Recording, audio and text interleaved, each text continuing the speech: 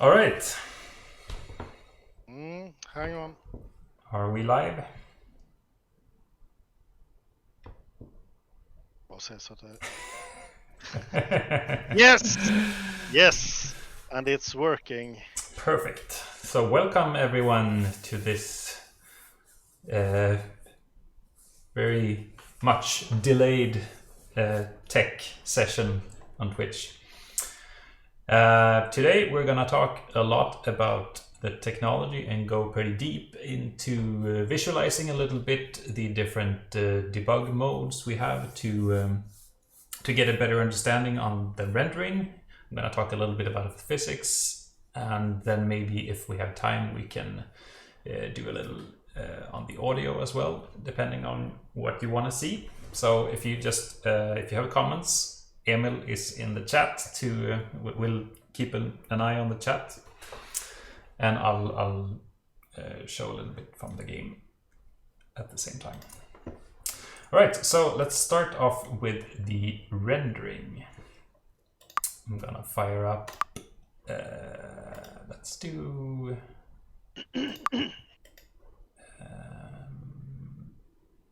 This one I think is good. So as you know, Teardown uses ray tracing for rendering. That is, it's a lot of games doing that nowadays, but Teardown does not rely on RTX for that. I have my own software implementation. Or software, it does run on the GPUs. I guess it's a hardware implementation, but it's implemented entirely in a regular GLSL shader. And let's talk first a little bit about the scene and how it works, and we can get more into details later. So I'm going to show you the different render passes that's done. And we'll start with the depth pass. A lot of games do a depth pass before rendering anything else because it's has a lot of advantages because you can use that to cull stuff later. Teardown uses a G buffer approach, so I actually render depth and other things such as albedo and normal at the same time. All objects are only drawn once in Teardown, so I just draw all the objects once to a G buffer because drawing the scene is actually very, very time consuming. If we bring up the profiler here and look at this view, I'm gonna make it the actual rendering. We can see my timers here that the total drawing time for this particular frame is 14 milliseconds, and of which the G buffer is 5.23 something. So it's more than a third of the frame is just spent putting all the objects in the G buffer with absolutely no lighting, no post-processing, no nothing else. So the output from that G buffer pass is the depth, color, and normal, and we really just want to withdraw that once, because if we had to do it all one more time, that would be another 5 milliseconds. So there was a depth, and then another component of the G buffer which is drawn at the same time, but the result goes into a separate buffer, is the color buffer or the albedo buffer. So this is what the pure colors of the scene look like with no lighting. It's just and as you can see, it's rendered with no textures or anything. The individual voxels in Teardown are always single colored.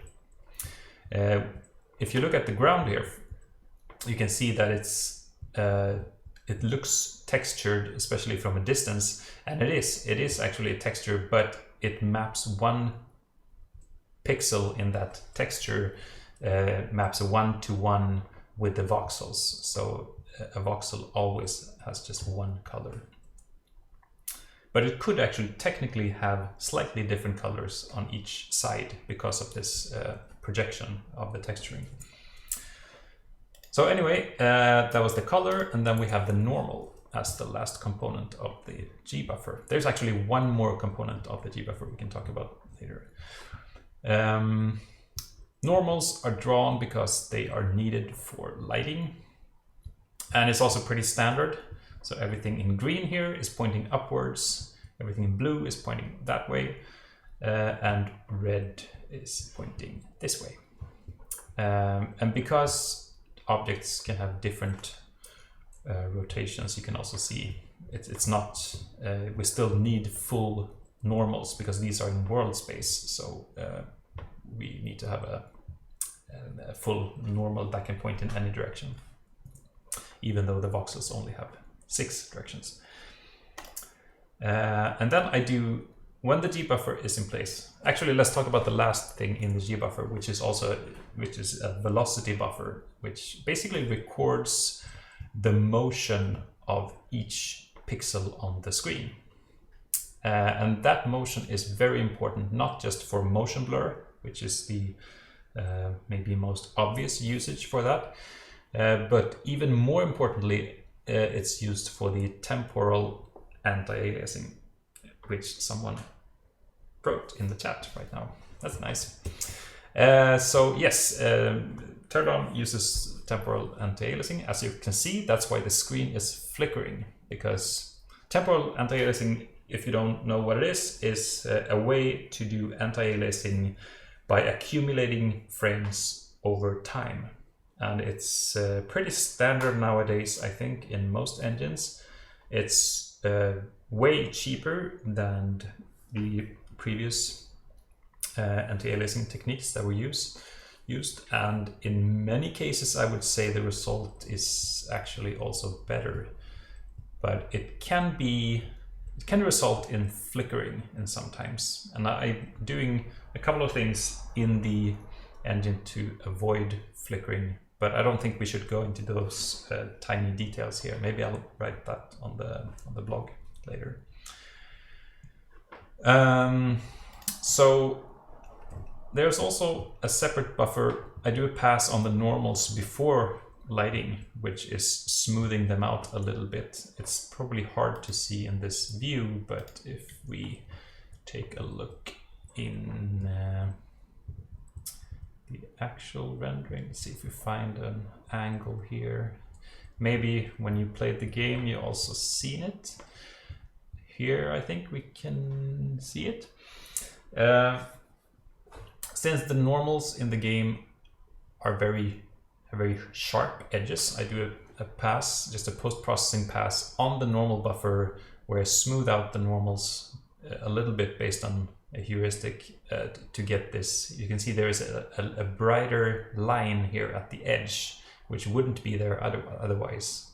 That's because I kind of take the sharpness off the edge a little bit and smooth out a couple of pixels. And that makes quite a big difference for how the voxels are perceived. Like here you can see very clearly that there is this very subtle brightness on the edges in some cases that makes them look a little rounder. And that's just this processing of the normal buffer that does that. So there's no geometry involved for that. And I think maybe before we move on to the lighting, or do we have something from the chat? Maybe we should stop here and take questions. There's a million questions already. Let's see if I can find some that are related to the tech. Could we have weight-based objects? For example, stone is heavy, so higher impact damage on landing. Would this be possible? Let's stick to questions about what I talked about. Okay. If there's any questions on... Does it use sparse voxel octree ray tracing, or does it use plain BVH ray tracing?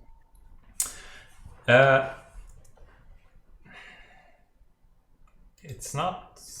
It is an octree, so I guess yes, a little bit. But let's move on. I think that will be answered in what I was talking about next. So let's show some debug rendering here. So this is what the objects look like that are drawn to the screen. Each yellow box here is a voxel shape, and it's oriented exactly the way it appears on the screen here. So it's aligned with the voxels themselves. And as you can see, they are, when modeling something for this game, we try to make, maybe it's a little hard to see here with all the lines, but let's take this tree here, for instance. It has one object for the leaves up here, and there is one object for the trunk. And that is because we don't want more volume than what's absolutely necessary to enclose the object. It does have to be a box, just because I use 3D textures to store this. So in many cases we have to split up objects in multiple shapes to not waste too much memory. But it's not only memory, because I will show you soon how this is traced out during the gbuffer pass, how we get the pixels on the screen, because there are no triangles in this game. Everything is is rendered directly from volume data. So if we switch over to, let's see if I can do this.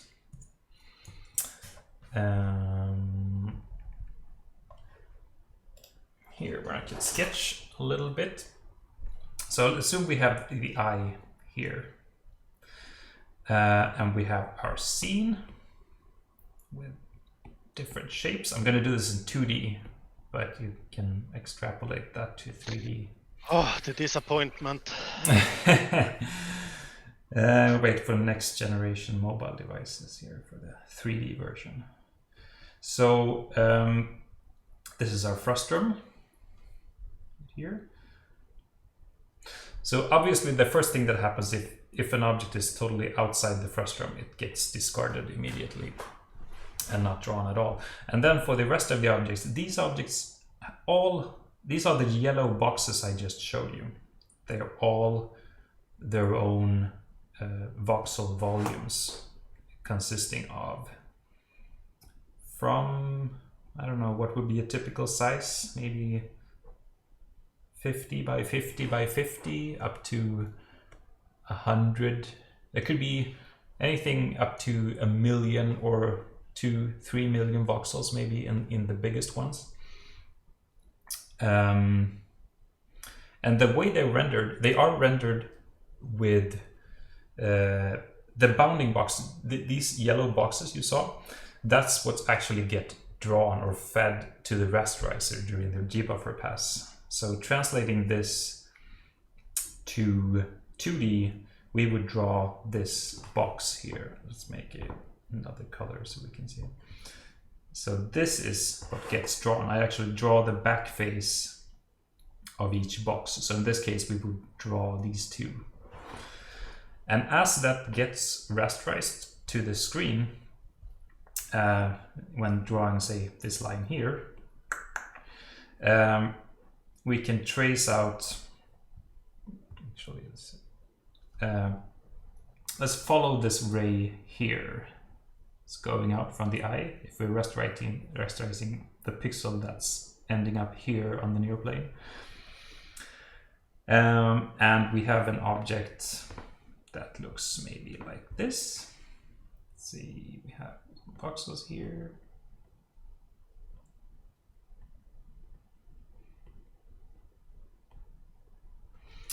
Okay. And the first thing we find out is the intersection point of this ray and the bounding box itself. And that point we can just compute mathematically to be, say it's here. So that's where we start the trace or the ray marching through the voxel volume. So we start with this voxel here and see that it is empty. And that means we're gonna have to keep going. And the way we keep going is we use a voxel marching algorithm called Amanatides and Wu. It's a paper by Amanatides and Wu. Maybe you recognize the names. And that works, so you follow the edges of the voxels. So in this case, if we zoom in a little bit more, this was the first one, and keep going in that direction is going to hit this edge over here. And after hitting that edge, we know that we also going to have to check the neighboring voxel to the right here. And since that's also empty, we keep going, stepping through, and then we know the next intersection point is on this edge here, and then we keep going like this. You can't just step equally sized steps like this, because then you're gonna end up missing stuff. So you're actually gonna do this Amanatides and Wu. It's also called supercover algorithm for traversing voxels. And we keep doing that until we hit something. And in this case, that means we're gonna have to check this edge and look in this one. There wasn't anything there. Keep going until we cross this edge, and then we switch over to this voxel. And here we actually found something. And what we found, the first voxel we enter where there is data is gonna determine the pixel color for this thing here. So this is gonna be a green pixel in that case. And what's actually stored in each voxel cell is just 1 byte of data. So this might be an 8, this might be 110, and so on. So there are no RGB values, there are no like reflectivity and stuff like that. All these are just index lookups into a palette that stores up to 255 different materials. And since we have multiple of these volumes, each one of those can have their own palette. So that's why you see more than 255 colors in the game, because every object can have 255 unique colors and materials. So back to the question on the octree. This is a very simplified explanation on how it works. In reality, I also do this hierarchically. You can see this as a 3D texture, each of these boxes. And I'm just using the standard MIP mapping feature of texture mapping to walk up and down that. Like it's basically an octree, but I only use the 2 first MIP levels. So I start doing this traversal in the second MIP, and then if I find a hit, I switch over to the first one, and then if I find something there, I finally go to the base level and check there. And then there is a pretty complex algorithm for knowing when to switch to a particular MIP level, because it's not always the most obvious one. You have to profile which is the fastest, to avoid recomputing a lot of these traversal constants and keeping the memory small to fit the caches in the shader and all that stuff.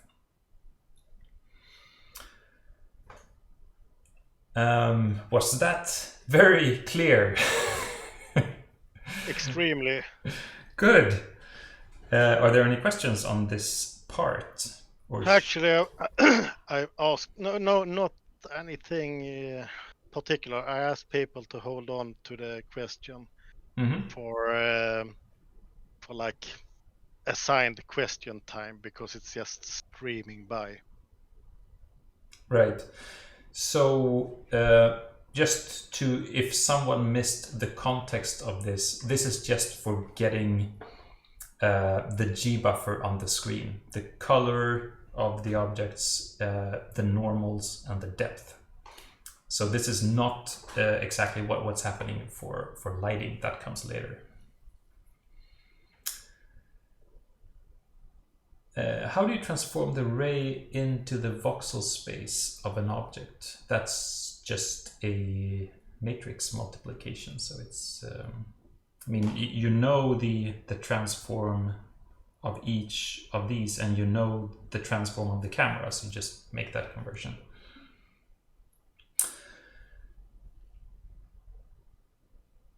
How do you handle intersecting objects and the resulting depth ordering problems? That's actually a really good question that I spent a lot of time on, because since, as I said before, I'm only rendering the back face here. Technically in the shader, I know that the depth is not gonna be, it's gonna be somewhere in this box, but there's no way to express in the shader two bounds in between a depth value can be, and that can confuse the hardware, the C buffering hardware a little bit. So I have to do certain very specific techniques to draw them in multiple passes and record like an offline depth buffer that I can compare against in multiple passes for all this to work. I don't know if that was the answer to the question, but it gets pretty complicated. I know the depth once I've done the trace. The problem is that I don't know, say I draw this object here first and another part of the GPU, because all of these are kind of drawn in parallel because the GPU it's just doing a lot of parallel stuff. So this object right here can actually be drawn simultaneously as this object. And we don't know if parts of this object is going to be visible until we've rasterized this one. Traditionally in C buffer techniques, the rasterizer can figure that out because it knows what parts will be covered and not, unless you discard the pixels in the shader. But in this case, we don't know that, because not until we've traversed the whole voxel volume, we know if there's going to be a hole where you can see all the way through this object and actually see something that is behind here. So depth is tricky to get right, and that is from a performance perspective only.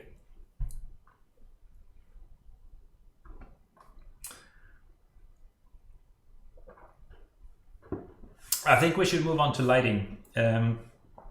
Or did you see some other question, Emil, that we should answer right away? I think you can continue. Yeah. So we switch back to this one, and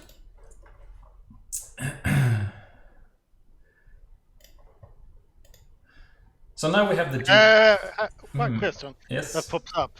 Do you store each object in a separate 3D texture, or are they all packed in a single 3D atlas? They're all in their own 3D texture. So there are, I don't know how many shapes are there in this level. It's 2091. So there are more than 2000 3D textures in this scene. But it works surprisingly well, I would say. I didn't expect that to work when we started, but there doesn't seem to be a problem with it.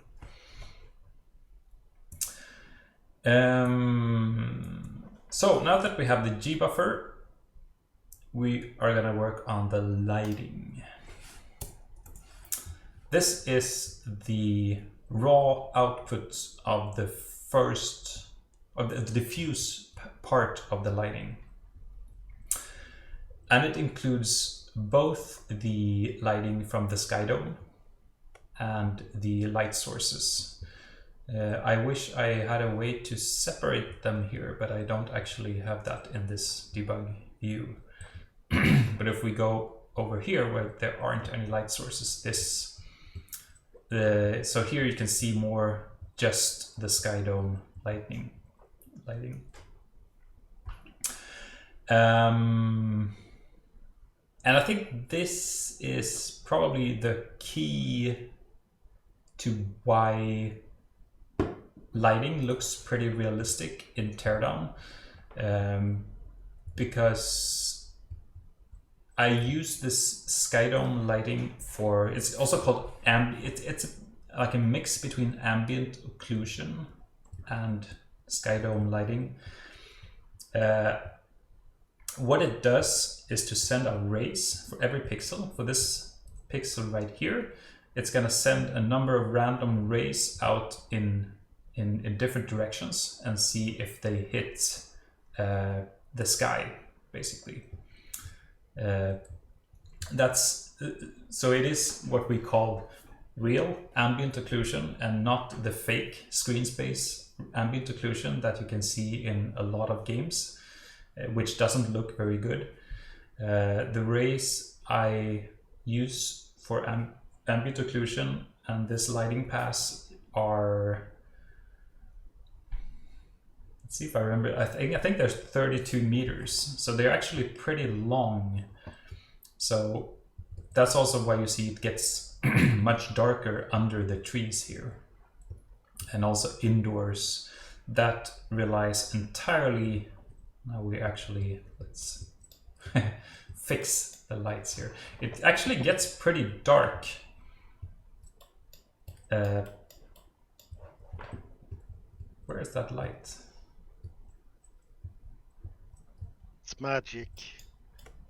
Yeah, I don't know. Even in pretty large rooms, it gets pretty dark when you get inside like this, which is a good sign, because if the if these ambient occlusion rays were only like a couple of meters, this would be full daylight in here. And you can see that in a couple of places in the game. If we go into this, that's a bit larger. Maybe we're gonna start seeing some effects of that.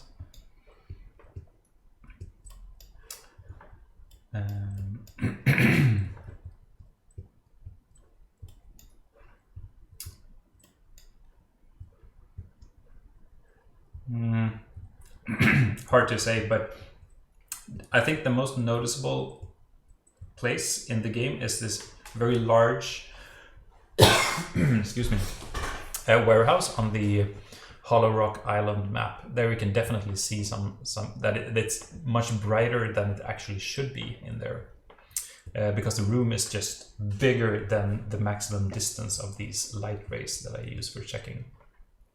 One question: how many rays do you send out per pixel? I think it's 2. That's a lot. I think, let's see, if I turn down, if I remember correctly, this might be wrong, but I think if I set the render scale, no, sorry, not the render scale, the render quality to low, I think I just do 1. And you would see that by looking for more noise. The more rays you do per pixel, the less noise. And I think it does look a little more noisy now, right? It's probably hard to see on the stream, but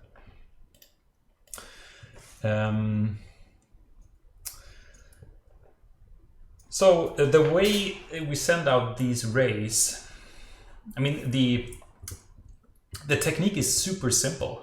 For getting lighting that looks like this, that is super smooth and generally looks pretty good, just sending out 2 rays in random directions and record, add some light if you hit the sky, is actually a really simple way of doing it. But it matters a lot how you send out those rays, especially if you only send out a very small number of rays. And the way I do that is using blue noise, which you may see if you look at the characteristics of the noise. I don't know if this comes through in the stream at all, but the noise has this very high frequent look. It doesn't really look like a typical random noise. It is random, but it's random in a very specific way where it's only the high frequencies that comes through. And that means it's going to be much easier for us to smear out this noisy image into something that blends better together. So that's a really, really important part of this, is to use the right kind of noise and use it in the right way, because not only these two rays we send out per pixel, we don't want to send one ray this way and have the other ray go like almost the same way, because that would be a huge waste. We want them to be very separate, but we don't want to sample the same direction every frame, because we want to cover the whole hemisphere for that pixel. So we have to make sure to cast them as far away from the previous rays as possible, and still cover the whole dome, which is super, super complicated if you do this in 3D and consider all three dimensions, and also time in that, because we don't want to be, for every frame they also have to be pretty different. So that's the most important light pass, and when that is done, and I'm gonna talk a little bit later on how that's done, more specifically how this ray tracing is done on the GPU. I do a little bit of denoising on that. It looks very flickery here, but that's actually not just the noise itself. It's also because of this temporal anti-aliasing. Since the geometry here is so detailed, it's also quite annoying that you get so much noise from just the temporal anti-aliasing jitter. But I have some techniques in to fix that up later in the pipeline. But since this is a raw image from the lighting itself, it comes through very visibly here. But if we look at the noise here, you can see it's still it's still very visibly noisy, even though it has been going through a pass of denoising. And the reason it looks better in the final game is because of the temporal anti-aliasing, which tends to eat up a lot of noise when you smooth this out over time. So when we have that, we add the colors back in that we have in the G buffer already. I don't know why why it's so dark. I must have and there must be a problem with the scaling here, because it shouldn't be this dark. But that's pretty much it for the excuse me, for the diffuse lighting.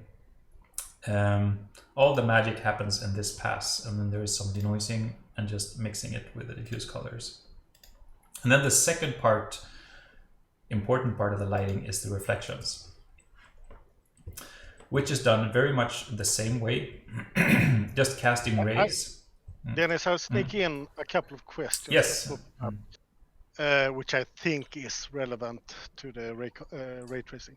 Did you consider updating the depth buffer from the shader to resolve occlusion using shader depth output? It does prevent early set culling, but would be very simple. Say that one more time. I'll send it to you in the Discord so you can read and consider it. I can manage. There you go. Does sound interesting. Let's see. Did you consider updating the depth buffer from the shader to resolve occlusion shader depth output?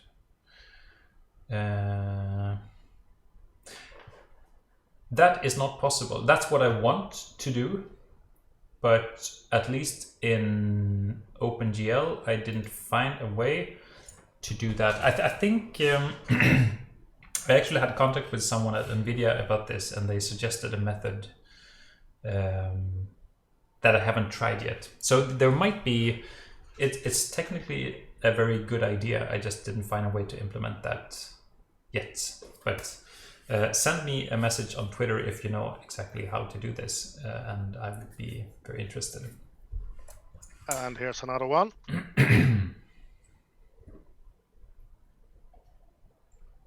I sent it to you in text. All right. And just as a follow-up on the previous one, the reason it's not so easy as it sounds is because, as I said before, a lot of these objects and draw calls are going to happen simultaneously on the GPU. So you can't really write to the depth buffer while all the others are reading from it, because that would cause. But maybe it can be updated in a certain way to still make it possible. I'm not sure if using atomics or something like that. Yes. Let's see. What was the other one? I can read it for you if you like to. What about doing direct ray tracing like you currently do in voxel space and indirect lighting in screen space like you used to?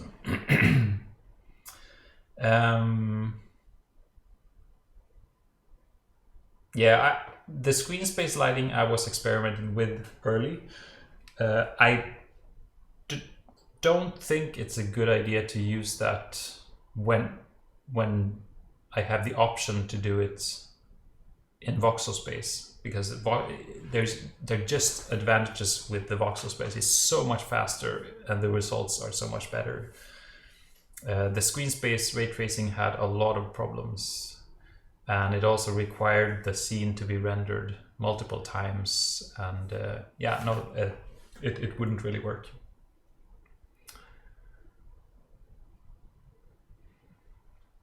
So was there anything else before we move on? No, you're free to proceed. All right. So reflections. Now, since we have a method to just shoot rays, that's what we're also using for reflections. And this is just showing the pure reflections. The reason it's black here at the bottom is that I don't render reflections if there is no if they're not going to contribute to the pixel value at all, I don't draw them. So that's why they appear black, to save some time. And the rays here are also in voxel space, but the color are fetched from screen space. So let's see if we can find an example of where that is visible. I don't know if we can. And it's actually a good demonstration on how unimportant the color of the reflection is. Since I don't have access to the color information,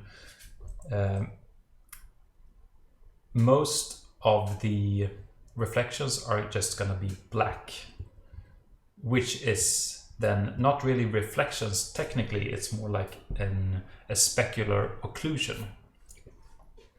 But when you in this case you would see the truck actually here, because it is visible in screen space, but it's still like the color contribution compared to the reflection of the sky, which is not visible here, but it is visible in the reflection, is very, very small. So no matter what the color of the reflection is, it's still just gonna look almost black in most cases, unless it's something like an emissive material or a light source. So if we show the final image here, you're going to see that the contribution here is very, very small, but I think it's also very important. Like you can see here, the dark areas around the underside of the truck here, they're not really a shadow, especially not this part here. They are the effect of specular occlusion.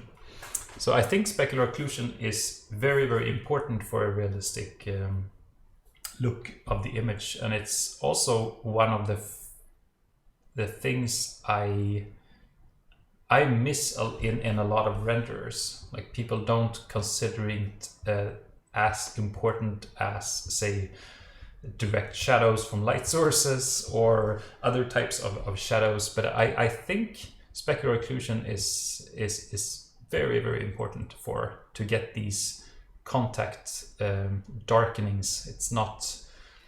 It is not technically, or maybe it is technically a shadow, but it's more related to the reflections than the light coming from specific light sources. And you can see another example here. And since we do this with ray tracing, we also do this with respect to the roughness of the material. So a lot of the reflections you're going to see in the game are fuzzy. So the further you go from the object, the more fuzzy it's going to be, like this.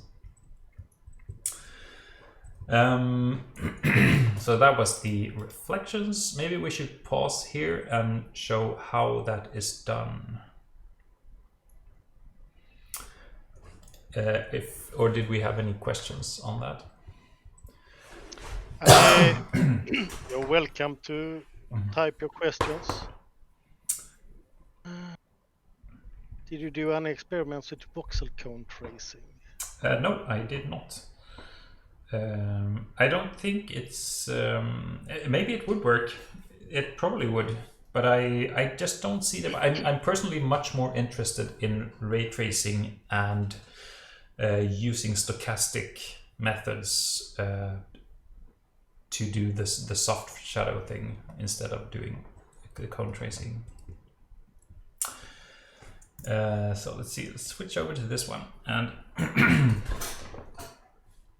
so for the lighting, let's redraw what we had before. We have the scene, can you see that? Yes. Scene here. We have a couple of objects. Let's make it a little simplified this time. Actually, I should zoom out.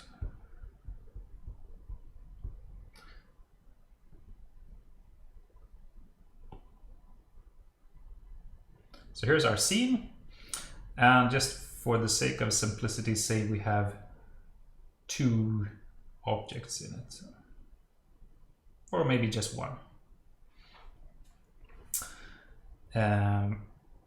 This looks like this.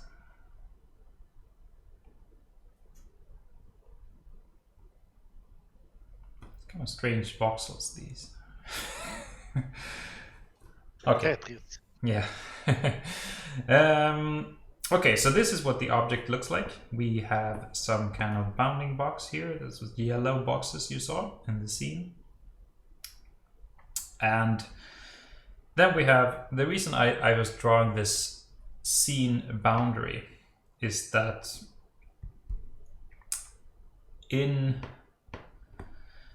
Teardown, the whole scene also is a 3D texture, which is really big. I think it's close to 2000 by 2000 on the largest levels, by maybe 500 in height.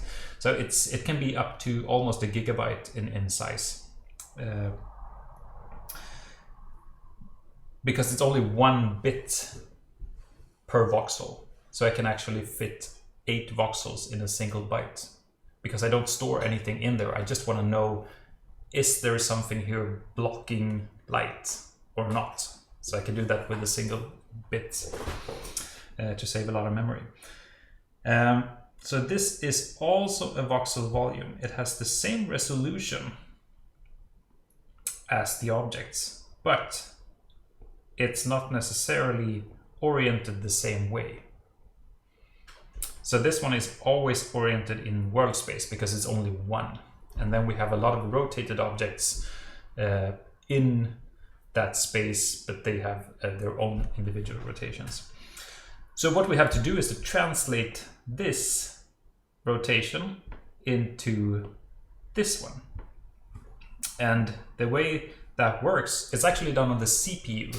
It's a multi-threaded, very optimized piece of code that does that every frame. It analyzes what have changed in the scene, and then I just go and splat all the voxels from the individual objects into the world space voxel grid. So this object would be splatted into something like this, because it has to be aligned with the world axis.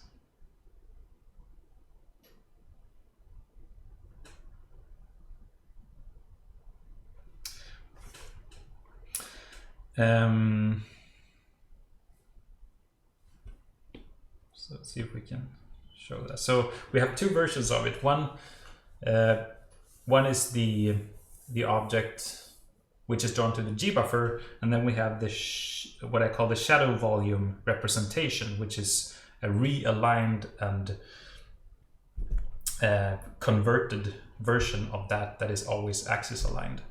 And that is what's used. So all the lighting is happening in this space and not this one. So once the G buffer is drawn, this representation is never used. Everything else is done on this axis aligned representation.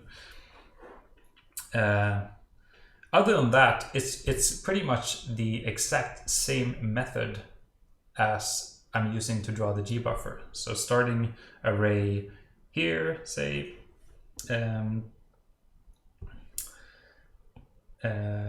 I just keep going through the voxel grid. I haven't drawn out all the grid cells, but they're here. They're aligned with the same here.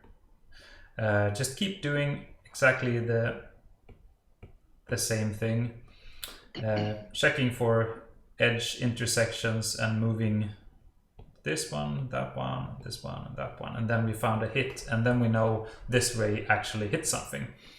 And what's nice with that is that we can also do this, since it's a 3D texture, we can just store these MIP maps. So we have two levels of MIP maps as an octree also for the shadows, which is used a lot. As I talked about before, these 32 meter rays for the ambient occlusion, that's quite a lot of voxel steps, stepping through 32 meters. That would be something like 300-400 steps probably. But since it's done on these MIP levels, and a lot of it is just going to be stepping through large amounts of air, that's actually relatively fast still. But I think this is probably the most important part in Teardown ray tracing, that this ray tracing happens on this representation and not on that one. All the RTX, so what RTX is trying to do, except it's not for voxels, it has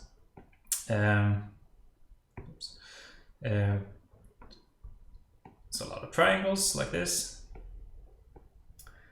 And then all the different objects also get a bounding box. These bounding boxes are stored in a bounding volume hierarchy, and for each ray you first traverse the hierarchy and then the individual triangles to find a hit, which obviously for doing that for millions and millions and millions of arrays every frame is very, very time consuming. Whereas in Teardown, when you have this big axis aligned voxel structure, it's comparatively cheap to step through this data instead of doing all that other stuff. And another really good thing with this way of doing it is that for some rays, the accuracy of the ray tracing is not as important. So in many cases, the ambient occlusion is actually a good example where I can cheat a little bit in the ray tracing. So instead of doing this more time-consuming Amanatize and Woo supercover algorithm to not have any light leak through stuff, it's usually okay to just step a fixed size through the voxel grid. So instead of doing this, if you have another ray here,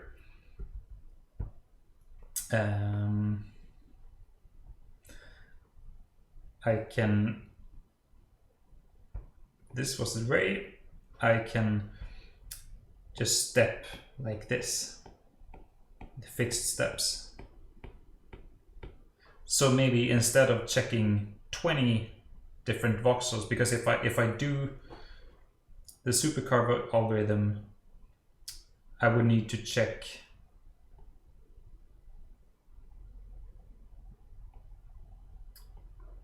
maybe all these voxels to make sure not to miss something.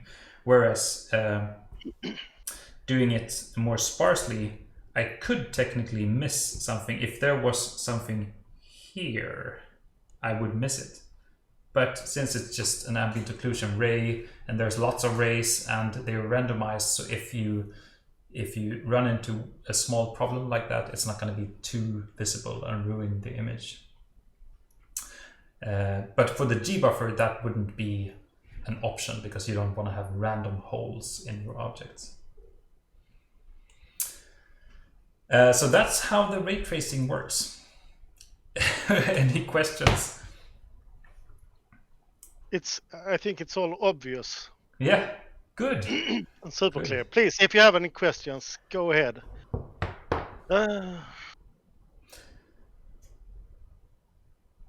Wouldn't you be able to keep a smaller world texture centered around the player? It's actually an interesting idea, but any pixel you see on the screen needs to have this, because if you just remove shadows, it's going to be very visible because it's going to receive direct sunlight and stuff like that, even though it's hidden in a crease somewhere. So it looks really, really bad when you don't have this covered. And maybe I didn't mention it, and maybe it was obvious, but this large texture is of course the reason levels are relatively small and we have a size limitation on the levels. If it weren't for this, levels could be much larger in Teardown. This is where all the memory is consumed for the game.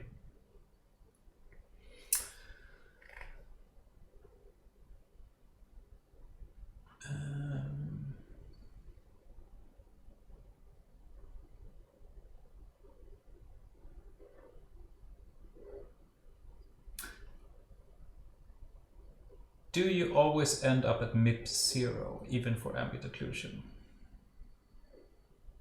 where the cone is wider? It's a good question, actually. It depends on which pass. For ambient occlusion, I think that is the case, but I would need to check. But for reflections, I definitely do that. Reflection rays typically deviate a lot if you have rough materials. So if you have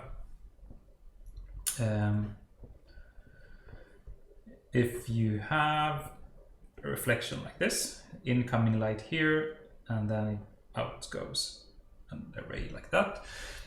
For rough materials, it's typically you throw random rays around the perfect reflection. And the further you go, what I think you meant in the comment in the chat here was to, maybe you shouldn't check the fine detail in the voxel texture at all. Maybe you should just stop at MIP level 1 or 2. And that's exactly what I'm doing for reflections when they've traveled a certain distance. So I start at a fine detailed voxel grid like that, and then when I've been traversing this for maybe 10 voxels or something like that, I go over to the first MIP level and continue there, And then when it's been doing some of that, I switch over to the even bigger ones. And then if I find something here, if this was a hit, in some cases I just return like this probably hit something, even though I should technically go down the MIP chain and check if it was actually a hit or if it was something else. But for these very rough reflections, it typically doesn't matter very much. And I can show that in the game actually, because that's a difference between low and high settings, which is fairly visible. Let's see if we can find a good spot. I think this should be a good spot for it.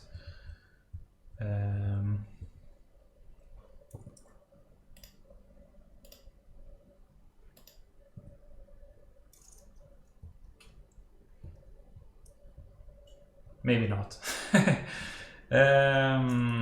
Let's try. This one should be. Yeah, on water you can, since water don't have very rough reflections, it gets much more visible when you're near water. So let's see here.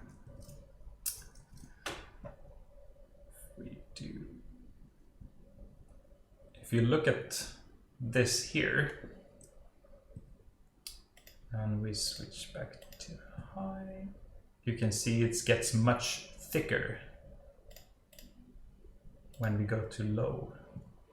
And that's because we're just looking at the first level of the MIP map. And if I move back even further, now it's a little hard to see because the surface is moving, but as I move even further away, it's gonna be even bigger. Like now you can see the reflection of the truck is actually much bigger than the truck itself. But when I move closer, it actually gets smaller.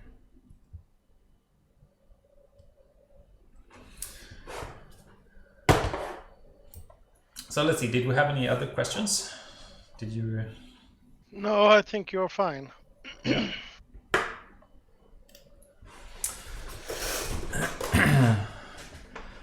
So what should we move on to now? Should we talk about physics or do you want more rendering?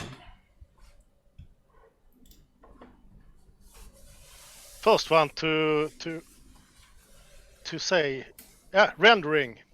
One vote. Physics, Oh. rendering. Okay. Math. I think physics is. Yeah, let's like it's winning out. See. I don't know. Physics is a little harder to talk about because it's not so visible, and I don't have the same amount of visualization for the physics. I actually have a contact point visualization, but I don't think it's compiled in. All right, maybe I even removed it. So I do have one visualization for the physics, which is the bodies. So this is the rigid bodies of the scene. Anything that is a yellow box now is a dynamic body that you can move around. And you can see when I break something, the orientation of this box, it's related to the inertia tensor. The inertia tensor is how resistant the object is to rotate in certain directions. And I visualize that with this box. And that is, of course, recomputed every time you smash something. And just in general, I think physics has been much easier with voxels than with polygons, because physics really can take advantage of things being volumetric in a way that's pretty hard with polygons when it comes to that. So taking this as an example, when destroying something, there's always material on the inside, and the the algorithm for computing the inertia tensor for a voxel object is almost trivial. You just sum up all the voxels, and you know if the voxels have different materials, all that gets summed in the same loop, and you get a very accurate behavior of and center of mass, and all that is just recomputed from the voxels and their materials. So all of that, there is no hand tweaking, so to speak, for any of those things, which is what you typically have a lot of in when you make polygon-based physics.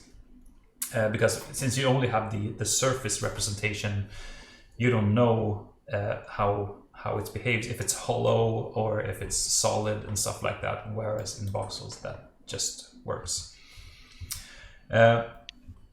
Physics in Teardown is a fairly regular rigid body simulation. There is really not that much to say about the solver.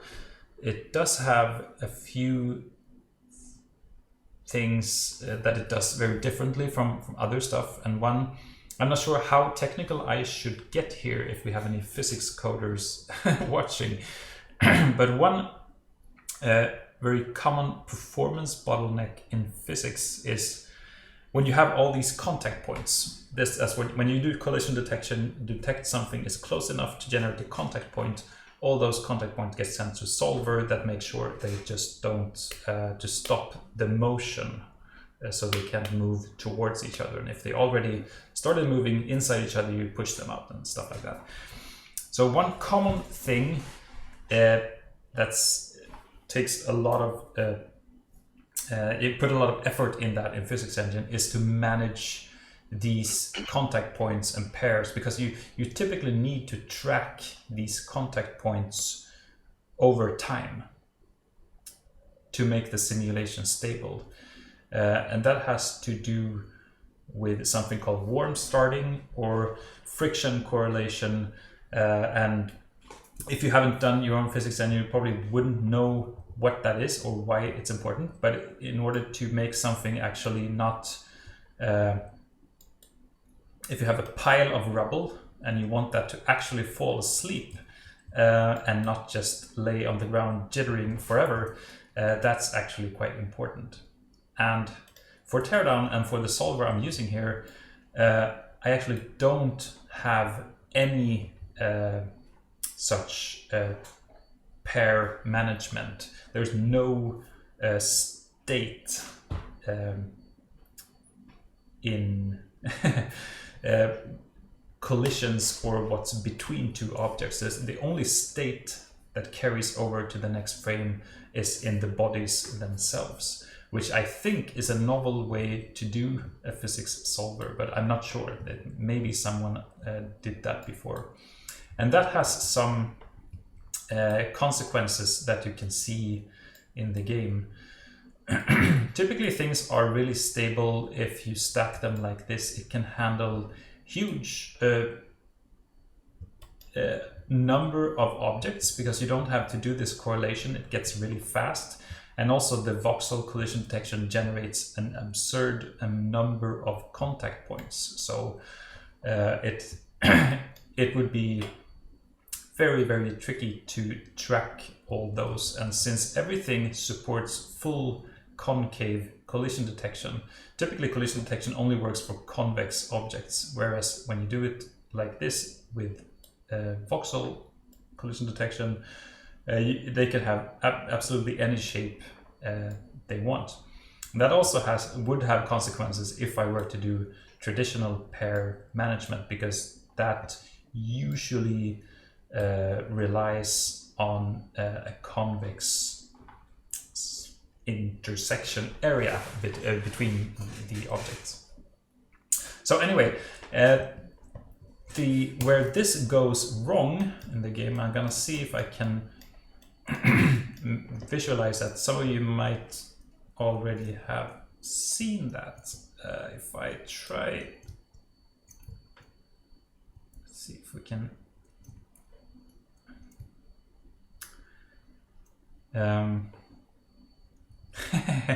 See if I can do this. When objects typically have a hard time coming to rest when they are moving slowly or when they are on another larger rigid body that is not completely still. That was probably something else. Maybe if I'm standing here, yeah, you can see it kind of crawls a little bit. And that is an effect from this lack of pair management. It's usually fine for stacking things on something that doesn't move, but that can be a problem on ships, for instance. You can see it. It's also a problem on these little beach huts or these timeshare cabins. Let's switch the...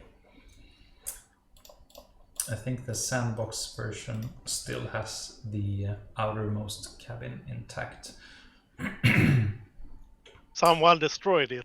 Someone destroyed it. I wonder who that was. Criminals. For that destruction to work the way we wanted, we actually made the entire outermost cabin a dynamic rigid body. So if I enable the bounce and hit this, or maybe I'm not remembering that correctly.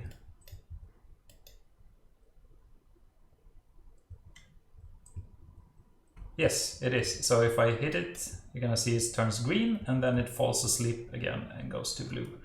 So now if I go inside and just stand here, standing on something means that you wake up the body and try to stack things in this particular building. It's not going to be as stable as it typically is when stacking it on static ground, and now it seems to work for some reason. you can see a lot of artifacts in this cabin for that reason, but I can't really trigger it now for some reason.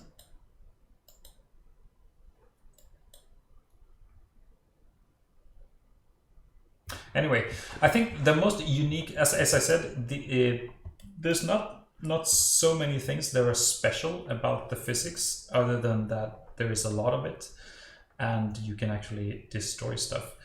But the only part of the physics pipeline that is special is the collision detection. And we can maybe do a similar thing where I try to explain it by drawing it out.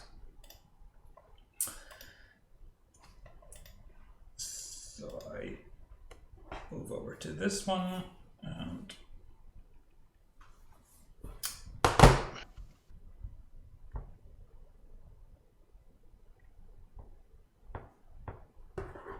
okay. Dennis is not only doing the rendering and physics engine, he is also our concept artist. Connectivity calculation. Looks like a flood fill type approach. That is entirely correct. It's just a flood fill. Okay, so for collision detection, we have voxel objects like this.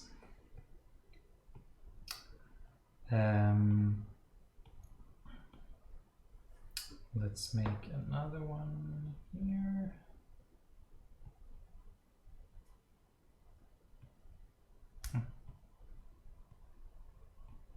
I'm gonna try and make them approximately the same size, but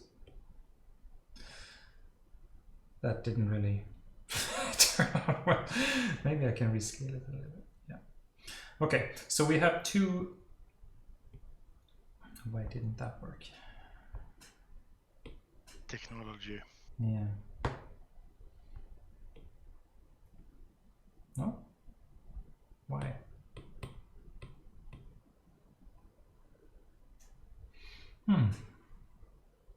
You have to draw it. I have to draw it. Ah, so rotation doesn't work when it's scaled. Could that be the case?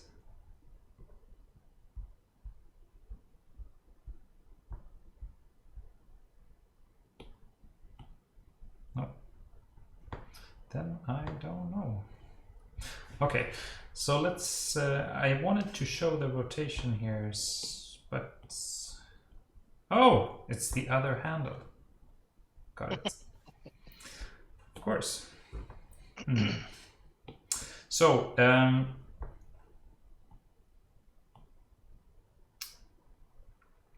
let's fill this in with something. So make, and the voxels here, even though they're visualized as cubes, in physics everything is spheres. I don't know if you noticed. How many noticed that that voxels are just spheres in the physics? I did. You did. The easiest way to see that is for very small objects, they tend to roll the way they shouldn't.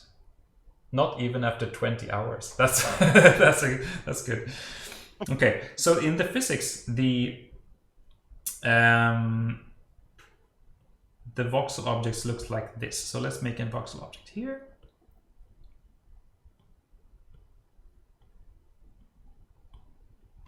And as you might understand, the real problem with having spheres when an object looks like this and ends up on the ground or like this and starts rolling. So I have something that detects one voxel objects that's very thin and just dampen the rotation. So you're not going to see too much of this rolling. I try to hide it as much as I can. But as long as it's more than one voxel thickness in any direction, it's not a problem anymore, because then it's gonna tumble over and stay the way it is. So let's make the other one red.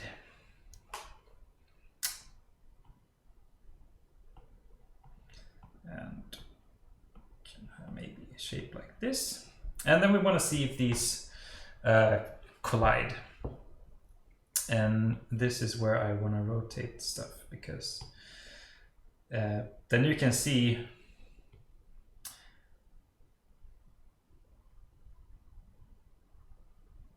say it's something like this.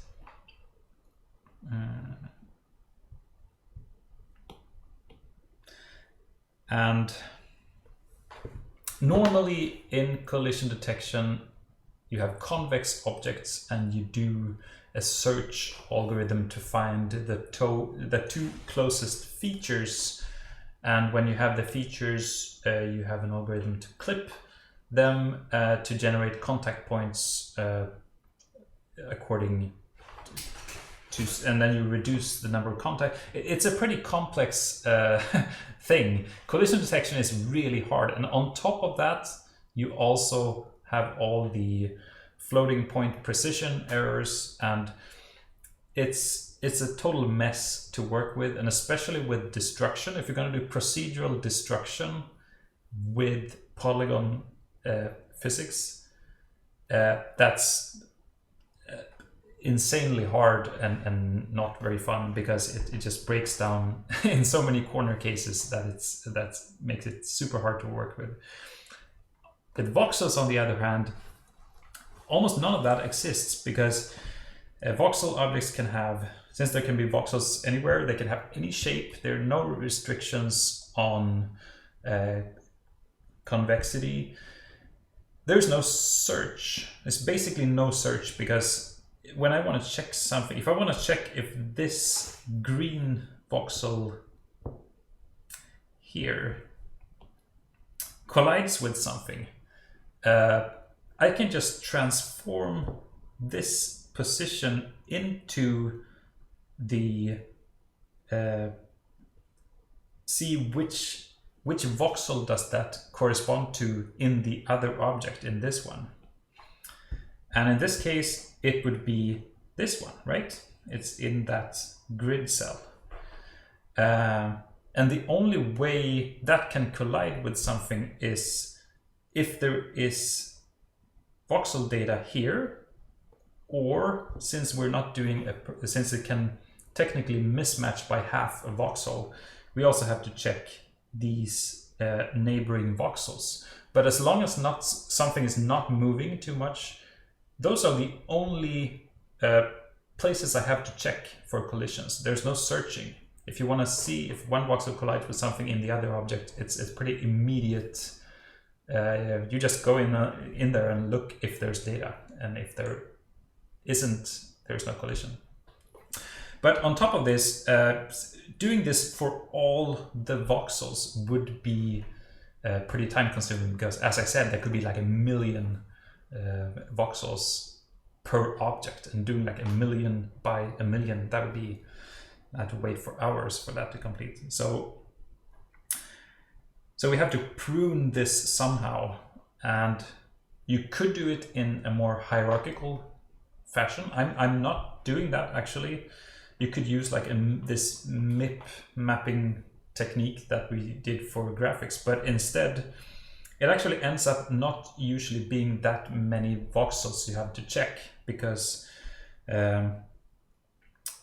if objects could be like this, it would be a problem. But since they are physical objects and the bounds are pretty tight, it more often looks like this, maybe. It's supposed to stop before they start intersecting, right? So that usually means we don't have a lot of overlap. So the first thing we do is to check a voxel, or the first thing I do is actually to look for the bounding box intersection. So I transform, I try to find the bounding box of the intersection. So when checking voxels in this object here, I would probably end up with a bounding box check that is something like this. I don't have to check the other voxels because I know they will not collide with the other one. And when checking for voxels in this one, I'm going to do a similar thing. And in this case, since this one is oriented, I would probably end up with something like this, right? So I had to check, but it's still typically a very small number of voxels out of the whole object you have to check. And on top of that, there are actually more optimizations to be done. So before even coming here as a pre-processing step, when something changes shape, or when there is destruction, or when loading a level, or when something changes, I do a pre-processing step, which is pretty quick on each voxel object, where I classify voxels. And in this case, it would mean to see if something is either an edge, a corner, or an inside of an object. And then I remember that in a separate voxel representation. So there's actually one physical representation and one graphical that are both same size, and both are voxel data, both have 1 byte per voxel, but they contain different types of data. So for physics, I store, let's say this is a corner, we can call it C. This is a corner, corner, corner. There's one too. And this one is also considered a corner since it has this convex shape. This is considered an edge because the only way that could collide is with this one. It always has to, the normal would always point in that direction. So it can be treated a little differently. So is this one. This is also an edge. and this one is actually an inside. That don't have to be checked at all.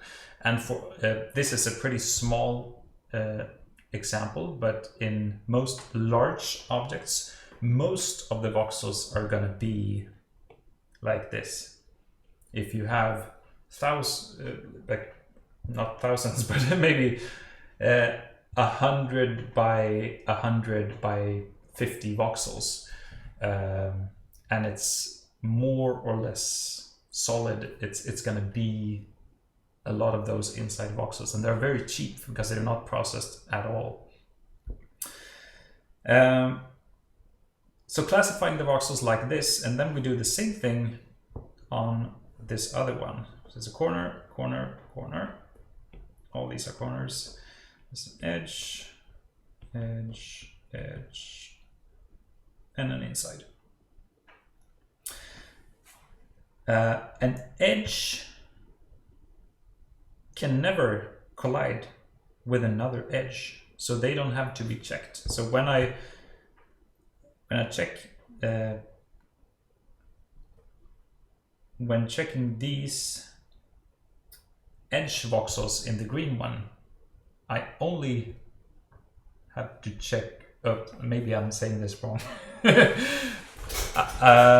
Let's see.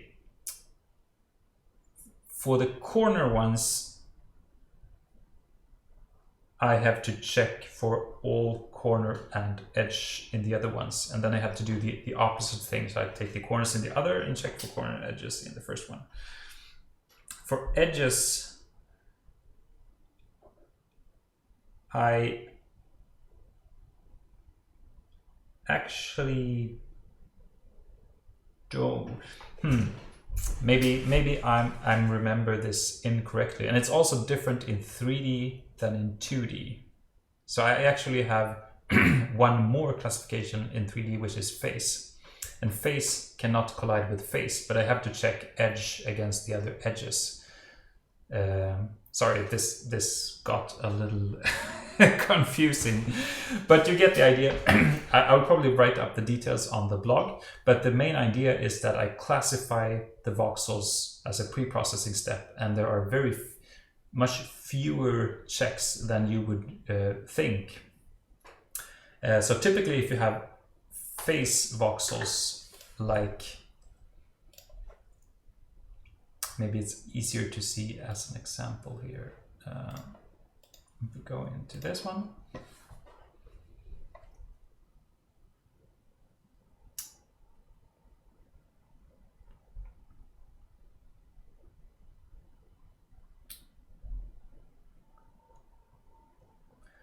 and I put this box on the ground here.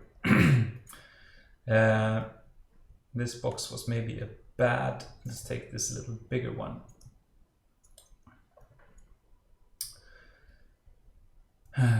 Also not a good example.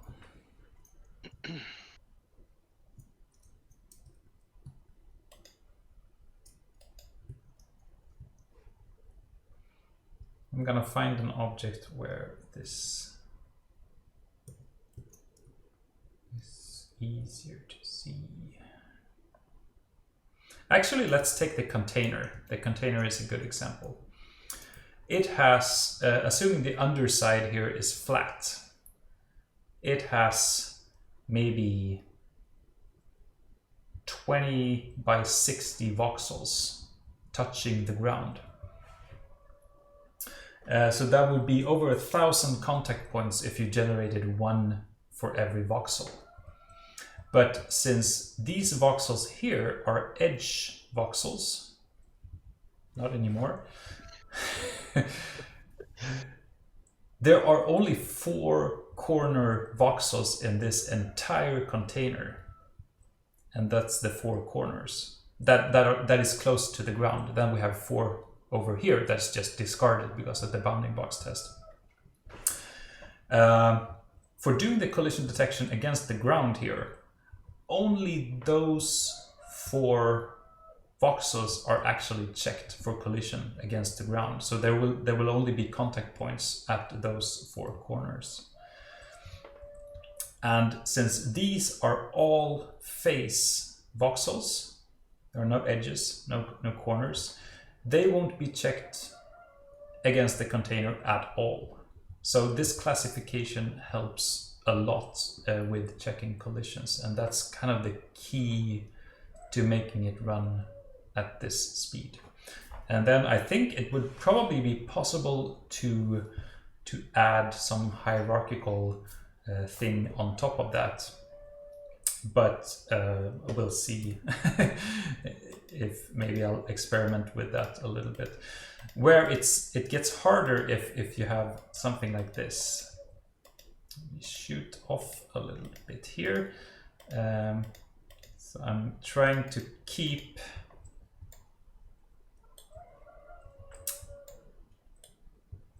the same volume.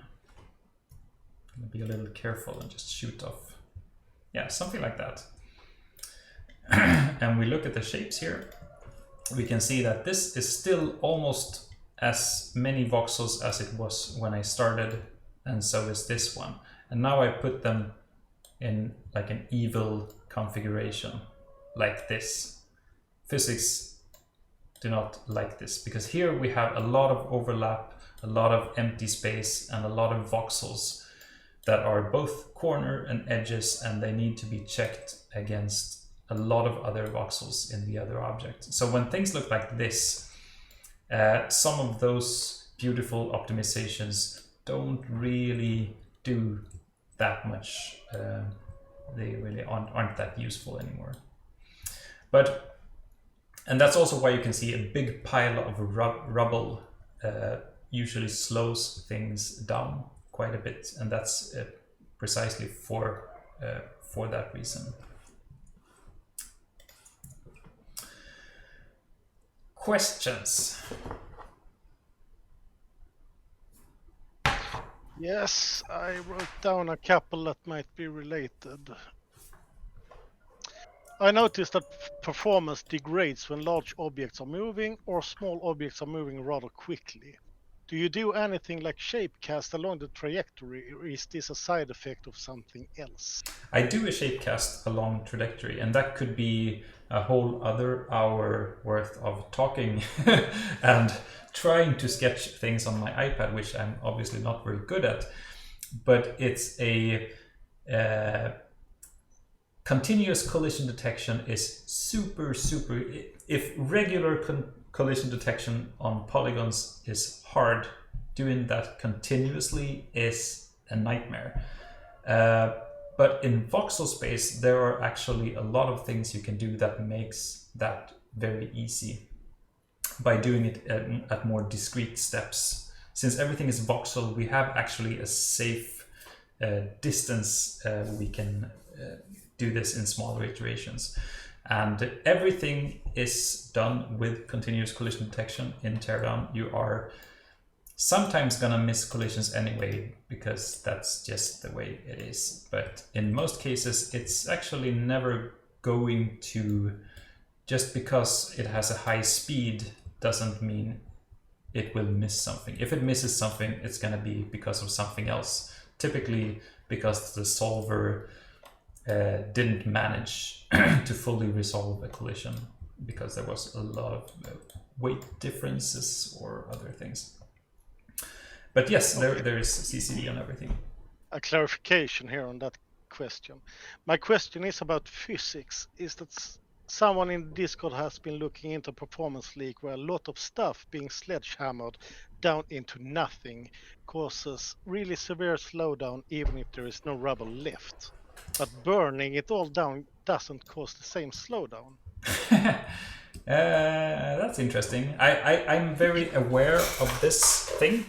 I just haven't had the time to demolish an entire level into some tiny pieces to profile this.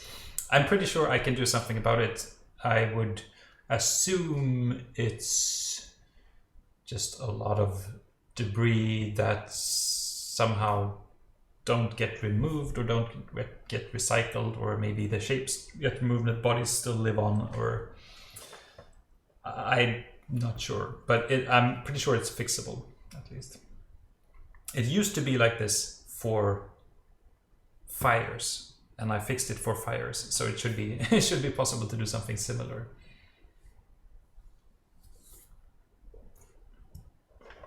There's another one that popped up a few times. I noticed while map making that there's a hard threshold of voxels you can have in a map before performance suddenly drops dramatically, almost halved. You'd assume more voxel equals more lag, but no, the performance drops only happen when I add more voxel to my map past this threshold. Any idea why this happens? I'm not sure what this person means by more voxels. Is that more objects or larger objects?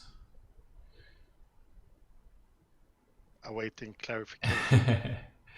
Because if running on a laptop, for instance, it can sometimes, if you run out of VRAM, it can do that if it goes over to shared memory, maybe. I'm not sure. More objects Yeah, that have that's voxels. the clarification. So in that case, I don't know. I still think it can be a memory issue, but it's really hard to say. I haven't personally seen that one.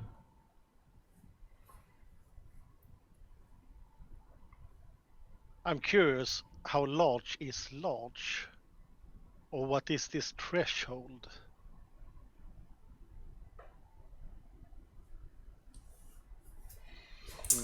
So if we have any other questions?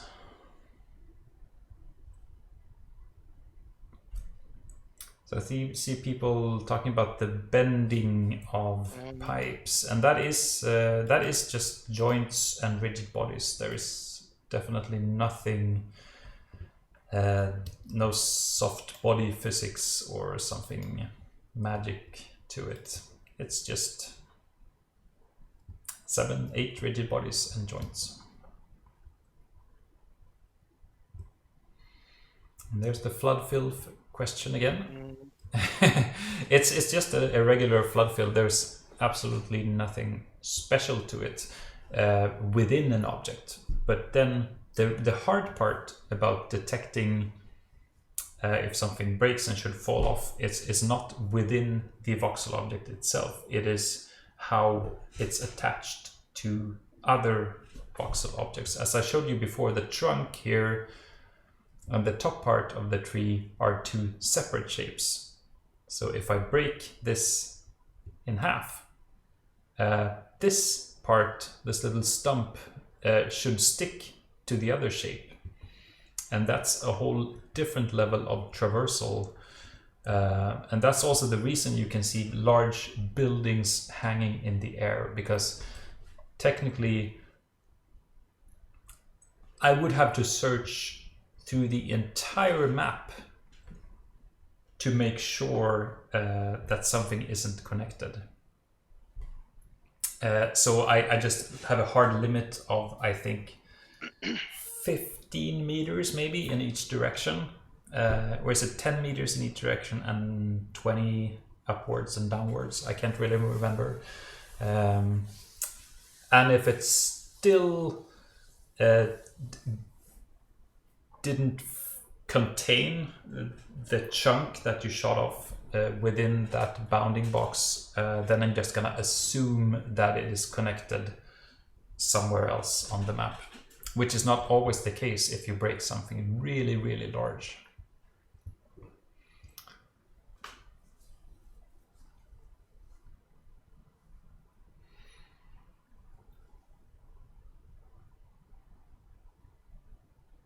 We've also passed 90 minutes. Yeah. Yeah, I think we should maybe round off here, unless we have a couple of last questions.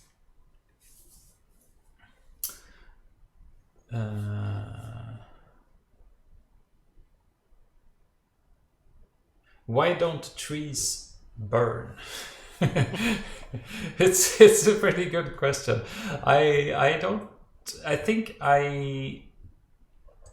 There was a time when fire spread uncontrollably now it's a little bit more controlled for performance reasons. And if I set fire to grass, it was hard to put it out, and it started fires so often that it was kind of tedious to go and put out all those fires.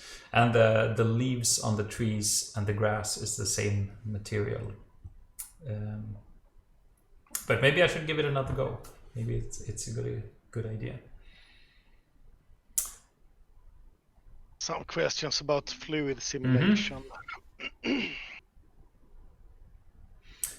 Dennis did some fluid simulation stuff. So, the old Tuxedo Labs YouTube channel.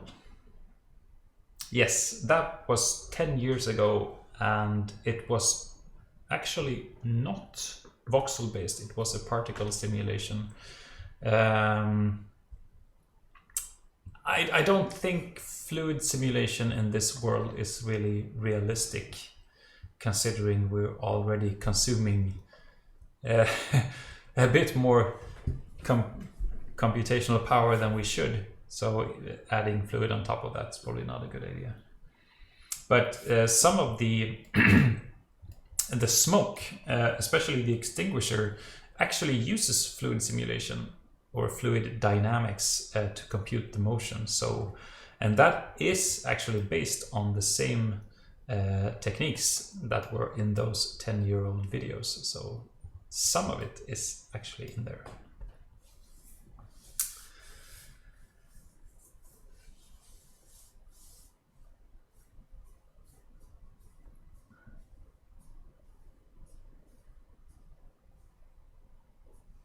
All right, should we wrap this up?